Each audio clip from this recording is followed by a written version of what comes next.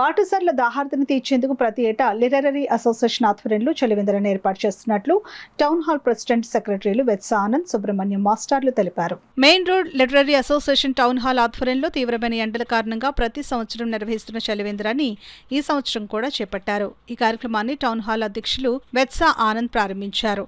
Secretary Subrahmanyam master మాట్లాడుతూ ప్రతి సంవత్సరం క్లబ్ సభ్యుల సహాయ సహకారాలతో సర్వీస్ కార్యక్రమంలో ఎల్లప్పుడూ ముందుంటుందని, అలాగే ఎండలు తీవ్రంగా ఉన్న కారణంగా చలివేంద్రం ప్రారంభించామని అన్నారు. లిటరరీ అసోసియేషన్ ఆధ్వర్యంలో చలివేంద్రం నిర్వహిస్తున్నాం. అదేవిధంగా ఈ సంవత్సరం కూడా మన గౌరవ ప్రెసిడెంట్ అయినటువంటి శ్రీ వెత్స ఆనంద్ గారి చేతుల మీదుగా ఈ చలివేంద్రం ఓపెన్ చేయడం జరిగింది.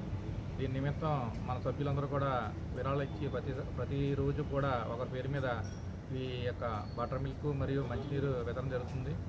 ఈ కార్యక్రమం ప్రతి సంవత్సరం జరిగినట్టుగా ఈ సంవత్సరం కూడా వేసవికాలం అంతా కూడా జరుగుతుంది. ఈ వేసవి ఉన్నంతకాలం కూడా ఈ చలివేంద్రం కొనసాగించడానికి నిర్ణయించాం. Thank you.